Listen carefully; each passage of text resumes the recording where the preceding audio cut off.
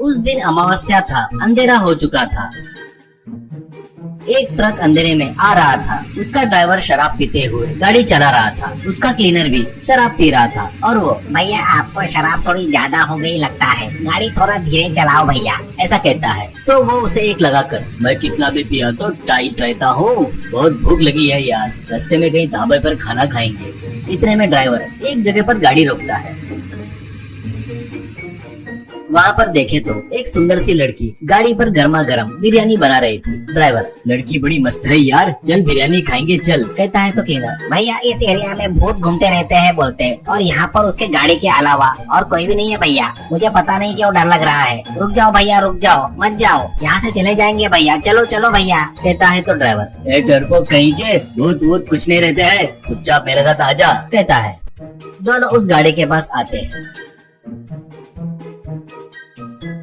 उसकी सुंदरता देखकर ड्राइवर का दिमाग खराब हो जाता है। वो लड़की इनको देखकर, अरे आओ आओ, गरम गरम मटन बिरयानी है, 2 प्लेट लगाओ क्या आपको, ऐसा कहती है। ड्राइवर जवाब न देते हुए उसको ही देखते रहता है। तो वो, आपसे ही पूछ रही हूँ, 2 प्लेट लगाओ या नहीं, ऐसे क्यों देख रहे हो, ऐसा कहती है। ड्राइवर, कुछ नहीं, आप बहुत सुंदर हो इसलिए आपको ही देख रहा हूँ, दे दो 2 प्लेट बिरयानी दे दो, कहता है।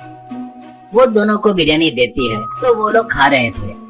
वो क्लीनर से, तुम क्यों डर रहे हो, हिम्मत से खाओ उनके जैसे, कहती है। ड्राइवर, अरे हाँ, इस एरिया में भूत रहते हैं करके उसको किसी ने बताया बोलते, आपको देखकर आपको भूत समझ रहा है। वो, आज अमावस्या है, वो सही कह रहा है। तुमको मटन बिरयानी चाहिए और मुझे मनुष्य की बिरयानी चाहिए, कहकर अचानक भूत में बदल जाती है। दोनों को पकड़कर खा जाती है। एक गांव में चंदू करके एक ट्रक ड्राइवर रहता है। वो काफी नास्तिक टाइप का था। घर पर माँ बाप पूजा करते थे। तो वो, क्यों माँ बे मतलब का समय बर्बाद करते हो, जो नहीं है उस भगवान की पूजा क्यों करना, कहता था। और अपन लोग भी ज्योतिष से राशि भविष्य सुनते हैं, उसका भविष्य उसको ही नहीं पता, और ये आकर अपने को भविष्य बताता क्या, ये सब अंधविश्वास है। आपकी ऐसी कमजोरी को देखकर पैसे कमाते हैं ये लोग, ऐसा कहता है। एक दिन एक जादूगर गली से जाते हुए चंदू के घर के आगे आकर रुकता है। उस घर को देखकर उंगलियों पर कुछ गिनती कर रहा था। वो देखकर चंदू के पिताजी, बाबूजी आप कौन है और ऐसे क्यों देख रहे हो, ऐसा कहता है। जादूगर, आपको एक लड़का है क्या और वो दूर दूर तक सफर करते रहता है क्या, ऐसा कहता है। पिताजी, हाँ स्वामी जी, हाँ मेरा लड़का ट्रक ड्राइवर है, उसी काम से दूर दूर गांव में और शहर में जाता है, ऐसा कहता है। वो, तो मैं उससे एक बार बात करना चाहता हूँ, ऐसा कहता है।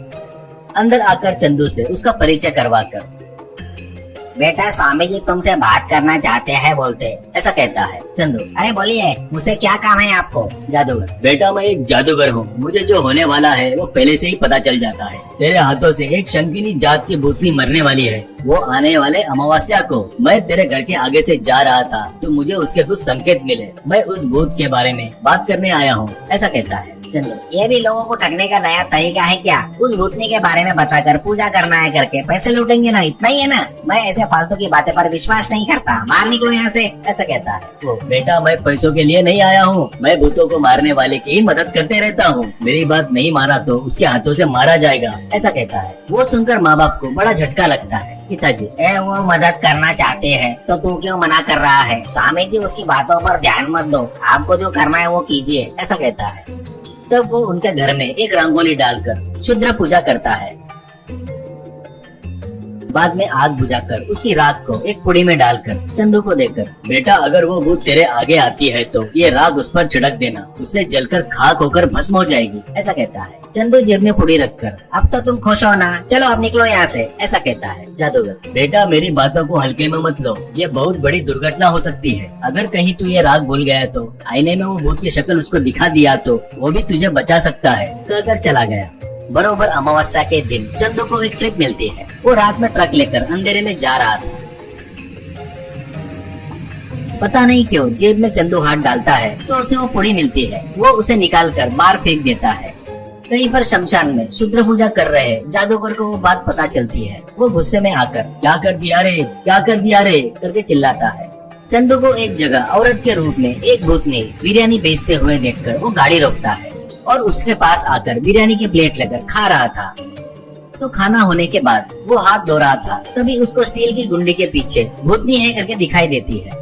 वो घबराकर पीछे देखता है, वहाँ पर साधारण लड़की रहती है। वो फिर से गुंडी में देखता है तो वहाँ पर भूतनी खड़ी थी। तब चंदू डर कर, अरे यार ये क्या कर दिया मैंने, स्वामी जी ने कहा था बेमतलब में वो राख की पुड़ी फेंक दिया मैंने, अब कैसे। करके सोच रहा था। वो भूतनी में बदल कर क्या सोच रहा है? आज तू मेरा निवाला बनेगा। करके हंस रही थी। तभी चंदू को कंघी करने के लिए इस्तेमाल करने वाला छोटा सा आईना याद आता है। वो तुरंत जेब में से छोटा आईना निकाल कर भूतनी के आगे रखता है। बस आईने में अपनी शक्ल देखकर भूतनी जलकर खाक हो जाती है। बाद में जादूगर से मिलकर माफी मांगता है चंदू। उस दिन से चंदू भगवान में विश्वास करने लगता है।